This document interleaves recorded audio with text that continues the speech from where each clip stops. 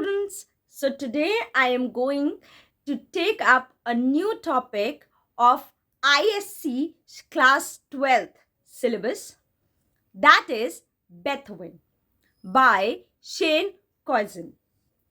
Basically, the poem is a descriptive poem. It is describing something and it is using vivid imagery, right? It tells us how Beethoven, he's a small boy who was treated badly by his father. बहुत ही brutal way में वो treat किया जाता था. Who perhaps wanted him to see him as a genius. Despite his best efforts, Beethoven अपने best efforts देता था, he would receive no appreciation from his father. उसके father से कोई उसको appreciation नहीं मिलता था for his notes on piano.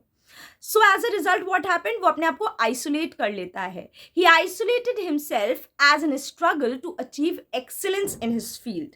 वो अपने field में, music के field में अपने आप को best करने के चक्कर में सबसे isolate कर लेता है, as he had no time or inclination to connect with others. वो दूसरों से बात ही नहीं करता है, connect नहीं होना चाहता है, and people began to misunderstand him. लोग उसको गलत समझने लगे. Musicians wondered, जो वहाँ के musicians थे, उसके orchestra के musicians थे, they wondered if he was mad or genius, but they had to accept the fact, आखिरी में finally वो लोग ये चीज़ मानते हैं, that the music had, like his music had a divine power. Beethoven की जो music थी वो something different थी. He had like exceptional ability to transform his emotions into music. So let's begin with the chapter. But before that, I will request you all to please like, share and subscribe to this channel, because without your support, this is not possible. And almost 80% of my students haven't subscribed to this channel yet. So I request you all to please subscribe, like and share as much as you can. So let's begin with the poem Beethoven. Beethoven by Shane Coyson. So this poem is about a young boy. एक छोटे से बच्चे के बारे में बताई गई है जो कि अपने फादर से बहुत ज़्यादा हैरिस्ड रहता है. क्यों? क्योंकि उसके फादर चाहते हैं ये बेस्ट दे, ये अपना सबसे अच्छा दे, और उसके लिए वो उसको मारते हैं, पीटते हैं, और कभी ये नहीं बोलते हैं कि हाँ भाई तुमने अच्छा परफॉर्म किया है. किसी भी कंडीशन में कितने भी वो एफर्ट्स कर ले, कभी उसकी तारीफ नहीं करते हैं. और एज अ रिजल्ट वो कितना भी अच्छा कर ले, उसको जब ये सुनने की आदत ही नहीं है, तो एज अ रिजल्ट वो बहुत ज़्यादा मतलब filled with kind of insecurities हो जाता है. So let's begin. Listen. So हम देख सकते हैं the opening of the poem is only with listen. यहाँ पे जो पोएट है he is using the word listen because the single word listen is actually commanding the readers. हम लोग को ये कमांड कर रहे हैं to deeply and attentively listen to the music of Beethoven, to absorb, उसको समझें, absorb करें emotional sense of Beethoven's music. क्यों? क्योंकि वो आप सिर्फ फील करके ही उसकी म्यूजिक समझ सकते हैं. You can only feel his music, how painful his music are. His father made a habit out of hitting him. So Beethoven's father was a very strict father. He used to regularly abuse him. He used to violently or like he used to beat him, strike him. And the young Beethoven, जो छोटा सा बच्चा था, he was on a habitual basis of an unhealthy outlet of his father. अपने ही father के unhealthy turmoil का शिकार होता था. और उसके father क्यों उसको मारते थे? Just कि तुम परफेक्ट नोट्स नहीं बना रहे हो. वेनेवर वो हल्की सी भी गड़बड़ करता था तो उसके फादर उसको ब्रूटली हिट करते थे, मारते थे. एंड जस्ट बिकॉज उनके दिमाग में एक जुनून था that my child should be a genius. So उसके चक्कर में इसको खूब मारते थे, हल्का सा भी ये कुछ गड़बड़ कर देता था. So see some men drink, some men yell. Yell means shout. Some men hit their children. कुछ लोग अपने बच्चों को मारते हैं. This man did it all because I guess all men want their boys to be geniuses. See, so हम कह सकते हैं that his father, out of general parental longing to see his son turn into a genius, he was not tolerate any weakness in him. कोई भी हल्की सी भी गलती, कोई भी weakness उसकी tolerate नहीं करते थे. So some parents out of frustration they begin to drink. कुछ लोग drink करने लगते हैं, कुछ लोग they lose their temper, and कुछ they start beating their children जब वो कोई गलती करते हैं, when they are not able to come up to their expectations, जब वो उनकी expectations पे खड़े नहीं उतरते हैं तो वो मारते हैं. And similar was the case of Bethwen's father. Bethwen's father was also one such man जो अपने बच्चों को brutal way में मारते थे. That means Bethwen को brutal way में मारते थे. क्यों? क्योंकि अगर वो गलती करेगा तो मार खाएगा. And therefore he imposed these like unrealistic expectations on Bethwen. And not only this, he used to expect a lot, and this used to damage. वो violence करते थे, verbal attacks करते थे, and this would actually damage the mental health of the child. उसको बहुत ज़्यादा परेशानी होती थी. Bethwen, little boy living in a house where a name meant nothing. So Bethwen as a little boy, जब वो छोटा था, he lived in a strict household. उसका जो atmosphere था घर का बहुत ही strict था, where name meant nothing. कोई मतलब नहीं था नाम का, कोई identity नहीं थी. Where mercy was shown only when the boy would strike the notes perfectly. अगर perfect notes हैं तभी mercy show की जाएगी, वरना मार खाओ. Living in a house where mercy had to be earned through each perfect note tumbling. So Bethwen's note इतने perfect होने चाहिए थे तभी उसको मर्सी मिलेगी, तभी बॉय मार नहीं खाएगा, वरना तो बॉय को मार खाना फॉर श्योर वाली बात है. अगर उसको मर्सी चाहिए तो उसको अपने नोट्स बिल्कुल परफेक्ट शो करने होंगे. Up through the roof to tickle the toes of angel whose harps एक म्यूजिकल इंस्ट्रूमेंट है, could not hold half the passion. Living से लेके पैशन तक एक फिगर ऑफ स्पीच होती है इन जैबमेंट. यहाँ पे वो है. Moving on to the next line without any comma और full stop, any punctuation, right. So here what is the poet saying? He is telling that such perfect notes as angels whose harp is a musical instrument, as I have told you, could not create such passionate, इतनी अच्छी notes as did the young boy. ये जो बच्चा है उससे expect किया जाता था from his piano. Even angels could not create such kind of music. ऐसी music young Bethwen से expect की जाती थी. So the young Bethwen was expected to create perfect divine notes, and if he failed to do kind of satisfy his father, he was badly treated. How can we say? He was badly treated by being beaten or punished, and it also revealed, यहाँ पे हम लोग को एक hint मिल रही है क्या? That he was losing his sense of hearing. यहाँ पे जब वो बहुत छोटा है, he's just a boy, even then he's just losing his sense of hearing. Who was hard of hearing? देखिए hard of hearing से show हो रहा है. Bethwen, who heard his father's anthem every time he put finger to ivory, it was not good enough. So whenever Bethwen played on his piano, जब भी वो अपना piano बजाता था, his father would, like, he would never feel satisfied. Father कभी satisfied होते ही नहीं थे, and say it is not good. कभी उन्होंने नहीं बोला कि वो अच्छा है. It's not good enough. It's not good enough. The voice of his strict father declaring that his efforts was inadequate and not good enough. वो हमेशा एक ही चीज़ बोलते थे, not good enough, inadequate, और efforts डालो. These voices always played in Bethwen's mind like a refrain. बार बार ये बार उसके दिमाग में आता था, तो इसको anthem बोला गया है. Something which is repeated again and again. Right. So whether वो कैसा भी प्ले करे, उसके फादर कभी भी सेटिस्फाइड नहीं होते थे. So he played slowly, not good enough. Slowly play करता था, not good enough.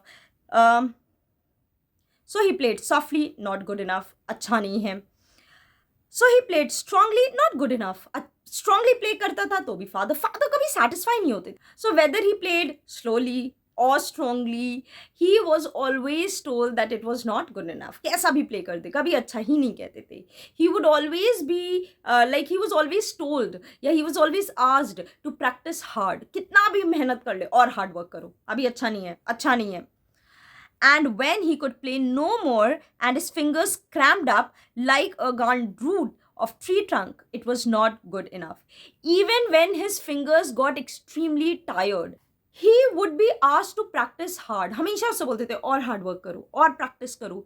Even after his fingers got extremely tired, हाथ दुख जाते थे, उंगलियां दुख जाती थी पियानो बजा बजा के, and they used to turn as stiff as the roots of the tree trunk. जो tree trunk की roots होती हैं इतनी hard होती हैं, वैसी उसकी उंगलियां हो जाती थी, ऐठ जाती थी, stiff हो जाती थी. But हमेशा उसको एक ही चीज बोला जाता था, और हार्ड करो और हार्ड करो. And these words were always bombarded into his years. हमेशा बस यही बोलते रहते थे, not good enough, not good enough. उसके दिमाग में कुछ और था ही नहीं सिवाय ये वर्ड्स के. So this criticism had its bad effect on the mind of the little boy. Why? Because he long for love and understanding from his father. वो अपने फादर से क्या एक्सपेक्ट कर रहा था? प्यार दो, समझो मुझे. But instead he received only harsh words with severe beatings. उसको कितना मारते थे. At times he used to be beaten badly. And the criticism was uncompromising. Father सुनने को ही नहीं तैयार होते थे, समझते ही नहीं थे. यार इतनी प्रैक्टिस कर रहा हूँ, सब कर रहा हूँ, कभी वो satisfy नहीं होते थे. No matter how hard Beethoven tried to modify his playing style and techniques, कितनी भी उसकी फिंगर्स जो थी वो पेनफुल क्रैम्प्स से भर जाती थी, मसल्स ऐठ जाती थी, पेन्स रहते थे, just like twisted roots in the ancient trees. जो पुराने ट्रीज हम बरगद के पेड़ में जैसे हो जाता है. Still his father said not good enough. So this was really really painful for the young child. उस बच्चे के लिए ये चीज़ बहुत पेनफुल है. आफ्टर ऑल हम लोग किसका सपोर्ट चाहते हैं? अपने पेरेंट्स का. जब पेरेंट्स ही नहीं सपोर्ट करते हैं तो ये चीज़ बहुत ज़्यादा पेनफुल हो जाती है. Beethoven, a musician without his most precious tool, his eardrum, could no longer pound out rhythms for the symphonies playing in his mind. So Beethoven, the musician, is depicted as tragically being deprived of his most essential asset. एक musician के लिए उसका कान सबसे बड़ा asset होता है. भाई musician है, जब तक वो सुनेगा नहीं क्या बजाएगा. And his ability to hear. लेकिन Beethoven progressively went deaf. धीरे धीरे धीरे धीरे वो deaf हो गया. And he was unable to produce proper rhythms for complicated music pieces. जो बहुत ज़्यादा high complicated music pieces थे, उसके लिए उसका म्यूजिक बनाना बहुत डिफिकल्ट हो गया. And ये सारी चीज़ें उसके दिमाग में तो चलती थी, but it was difficult for him to play. He was not destined to hear the clapping of the audience, हम कह सकते हैं. He couldn't hear the audience clapping, couldn't hear the people loving him, couldn't hear the women in the front row whispering. So हम ये कह सकते हैं that he was not destined to hear the clapping of the audience. उसकी किस्मती में नहीं था कि वो ये देखे कि लोग उसको appreciate भी करते हैं. सिर्फ उसको उसके father ही criticize करते हैं, बाकी लोग उसको appreciate करते हैं. So he was not able to hear the whisper of the women sitting in the front to listen to his musical pieces at his show. उसके show में जितने अच्छे अच्छे musical pieces हैं, people are getting crazy to hear just a piece of his music. लेकिन भाई उसकी किस्मत में शायद ये नहीं था. So we can also say that his destiny also painfully isolated him and separated him. उसको separate कर देती है किस चीज़ से? From directly experiencing the praise या applause, admiration from his audience. लोग उससे कितना प्यार करते हैं वो शायद ये कभी देख ही नहीं पाता है, ना सुन पाता है. मतलब देख तो लेता है, सुन नहीं पाता है.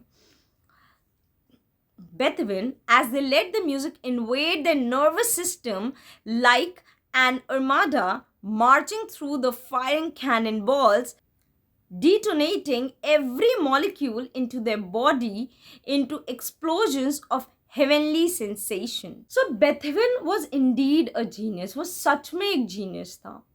The audience would let his music hit their nervous system like a moving fleet, a fleet which is moving forward among the firing cannon shells.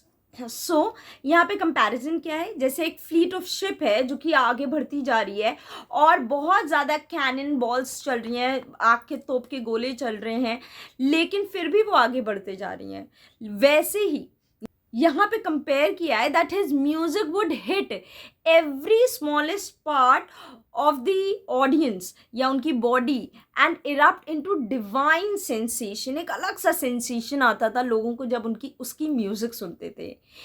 We can say that they would let his music overpower them and feel the divine pleasure. बिल्कुल मंद मुग्ध हो जाते थे, just the way you people feel when you hear the sound of songs of Arijit, right? So each note would leave mark on each part of their body and make them longer for one more.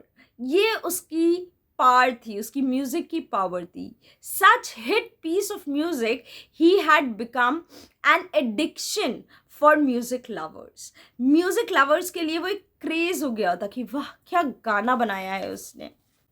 Each note leaving track marks on each inch of that body, making them ache for. So ache here means long for. One more hit, he was an addiction. So each note would leave a mark on each part of their body and everyone would crave ek baar aur ek baar aur ek baar aur. And kings, queens, it did not matter. The man got down on his knees for no one. So he would not bow before anyone. Before king or queen, वो कभी किसी के आगे झुकता नहीं था. But amputated the legs of his piano. He cut down. Amputated means cut. So he cut down the legs of his piano. Why? So he could feel the vibrations through the floor. ताकि सुनाई तो दे नहीं रहा है, तो vibrations के through he could actually feel music. He could feel the vibrations on the floor. जब वो piano को नीचे रख देगा तो वो vibrate करेगा और उसके through वो अपने अंदर music को feel करेगा. The man got down on his knees for music. So music was his God. वो किसी के सामने नहीं झुकता था, वो कभी नीचे बाव नहीं किया, लेकिन जस्ट फॉर म्यूजिक वो कुछ भी कर सकता था. And when the orchestra played his symphonies, it was the echoes of his father's anthem repeating itself, like a broken record. A broken record, it was not good enough. So, when the orchestra जिसके साथ वो play करता था वो flawlessly play करता था, बेथेवन psychologically, क्योंकि बचपन से उसको ये बोला अच्छा नहीं है, so Beethoven psychology still only heard the cruel echoes of his father's voice. उसके दिमाग में से वही आवाज़ें गूंजती थी, repeating it is not good enough. बस उसके दिमाग में एक ही चीज़ आ रहा था, repeating that it is not good enough. ये जो सिम्फनीज हैं, ये जो म्यूजिकल नोट्स हैं, they were never good enough for him. Even when played flawlessly, बहुत अच्छे से बिना किसी मिस्टेक किए हुए, जो उनकी जो प्रोफेशनल ऑर्केस्ट्रा थी जो उनके साथ बजाती थी, वो कभी गाना बजाती थी, Beethoven he was never satisfied. Beethoven psychologically still only heard the cruel echoes of his father's voice. बस उनके दिमाग में एक ही चीज़ आता था, सेम रेपिटेशन आती थी, that it is not good enough. The symphonies जो म्यूज़िक आप प्रोड्यूस कर रहे हो, they were never good enough. उसके दिमाग में सिर्फ यही आती थी. तो जो ऑर्केस्ट्रा जब उसके साथ प्ले करते थे, हमेशा वो कभी सेटिस्फाइड ही नहीं रहते थे. किस चीज़ में? So they played slowly, not good enough. Whether they played slowly, वो कभी भी, Beethoven was never satisfied. So they played softly, not good enough. Softly play करते थे, तब भी नहीं आती थी. So they played strongly, not good enough. वो कैसा भी play कर लें, slowly, softly, strongly, वो कभी भी Beethoven satisfied नहीं रहते थे. So they tried to mock the man, make fun of the madness by mimicking the movements. So they tried to make fun of him. They copied his movements by holding their bows. वो play नहीं कर रहे थे, बस वो ऐसे ऐसे ऊपर से कर रहे थे, just above the string, not making any sound. वो ऊपर से तो play करते हैं, but they do not make any sound. Ironical यहाँ पे क्या है?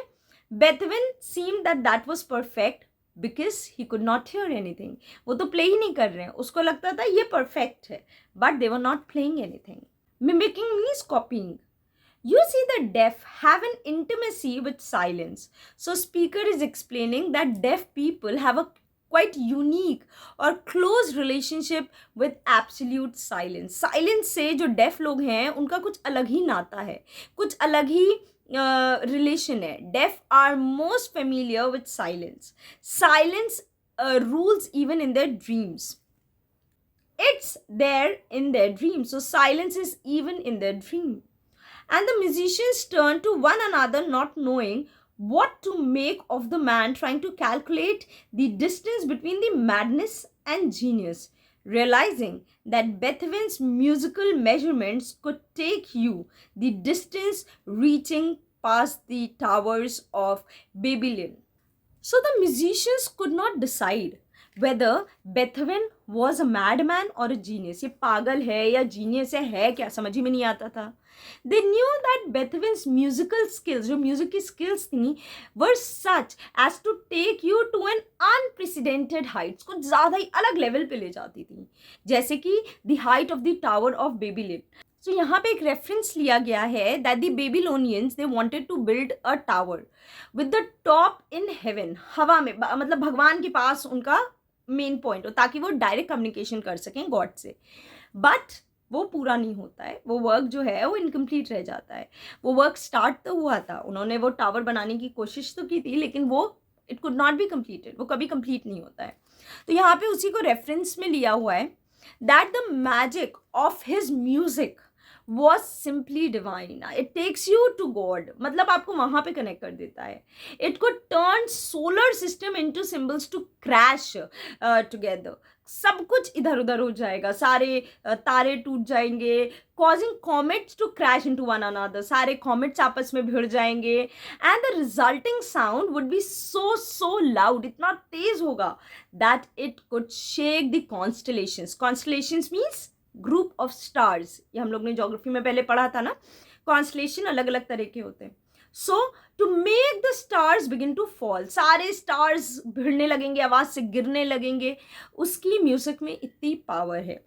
It would seem as if the whole universe had begun to cry. So यहाँ पे हम कह सकते हैं that the poet has used hyperbole.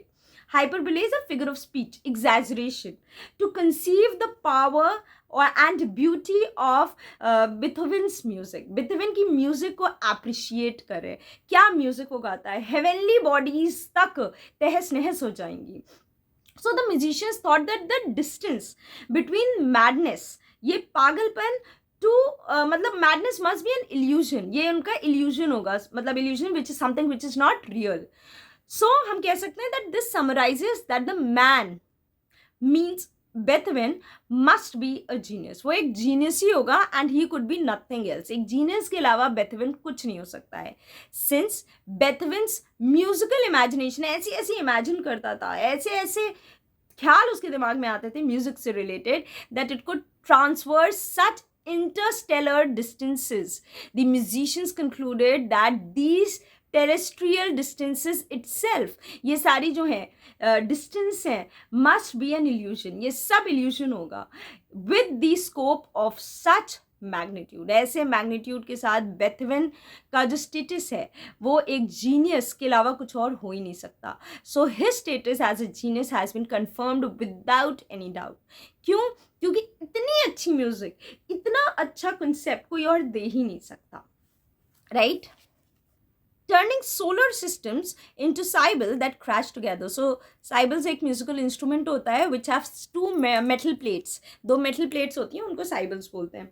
So इतना अच्छा वो गाना गाता है that he could turn the entire solar system into cymbals and सारे comets they would crash together, causing comets to collide, creating crescendos that were too loud, that shook the constellations until the stars begin to fall from the sky. So crescendo का मतलब होता है gradual increase in sound. So इतना ज़्यादा आवाज़ होगा कि all the solar system and these constellations would get disturbed and stars would collide and everything would start to fall.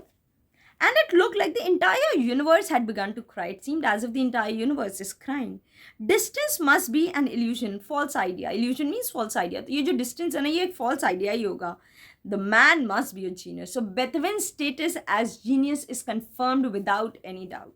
पक्का वो genius होगा ही होगा. Beethoven, his thoughts moving at the speed of sound, transforming emotions into music. He was Beethoven the genius whose thoughts moved at the speed of sound, shaping his emotions into the forms of musical, बहुत ही सुंदर compositions. ये उनके अंदर की कला थी. यहाँ पे उनके अंदर के थॉट्स हैं जो कि स्पीड ऑफ द साउंड में मूव कर रहे हैं एंड इमोशंस को वो म्यूजिक में कैसे कन्वर्ट कर रहे हैं. जनरली हम लोग क्यों अरिजीत सिंह या जो सैड सॉन्ग है पंकज दास, उनके सॉन्ग्स को सुन के आंखों में आंसू आ जाते हैं, बहुत ज़्यादा इमोशनली कनेक्ट हो पाते हैं. So he was also such kind of a musician who could actually convert his emotions into music. वो सारे इमोशंस को म्यूजिक के फॉर्म में प्रेजेंट करते थे, and this was the reason why people connected with him. Why मतलब everything, music में बहुत ज़्यादा पावर होती है, बहुत ज़्यादा ताकत होती है, and बेथवेन had such kind of power in his music. He had such kind of strength in his music. वो अपनी म्यूजिक से सब कुछ कंट्रोल कर सकते थे. And for a moment it was like joy was a tangible thing, like you could touch it. The pleasure imparted by his music was so concrete that you could even touch it. आप उसको छू सकते हो. वो pleasure इतना concrete था, इतना solid pleasure वो देते थे. Each note of his music was such as if love and hate were dancing together. हर नोट, हर चीज़ उसमें लव भी है, हेट भी, everything. Like it was all perfect. Like it was a kind of a world of perfection and beauty. वो इतना ज़्यादा अच्छा करते थे. Like for the first time, we could watch love and hate dance together in a waltz of such precision. Waltz matlab it was a kind of dance. Waltz is a dance. And that we finally understood that history wasn't important to know the man. All we ever had to do was listen. So we can say that he was a part of music and music was a part of him. बस कुछ अलग था ही नहीं, वो दोनों आपस में interconnected थे. So in other words, to understand him we need no biography of history. हमें कोई हिस्ट्री उनकी नहीं सुननी है, ना हमें उनकी कोई पुरानी नॉलेज चाहिए, but we should just listen to his music. आप उनकी म्यूजिक को सुन लो, आपको वो पर्सन खुद ही समझ में आ जाएगा. He was such kind of a man. Moving on to the theme of the poem, but again I'm reminding you, if you haven't subscribed to my channel, please do subscribe and please do share it with your friends also. So now moving on to the theme of the poem. So the theme of the poem is that there is little difference between a madman and a genius. बहुत छोटा सा difference होता है एक पागल में और एक जीनियस में. क्यों? जस्ट लाइक अ जीनियस, एक जीनियस और मैडमैन बिल्कुल सेम होते हैं. The genius does abnormal things, he also lives abnormally. Madman also lives abnormally, he also does abnormal thing. जितने भी जीनियस होते हैं ना, they are beyond comprehension of most people. ज़्यादातर लोग उनको समझ ही नहीं पाते हैं. His acceptance by other is very difficult. It's always very difficult by others to accept him. In the similar manner madman के साथ भी यही होता है. बहुत डिफिकल्ट होता है कि लोग उनको एक्सेप्ट करें. Geniuses do not get recognition for their work during their lifetime also.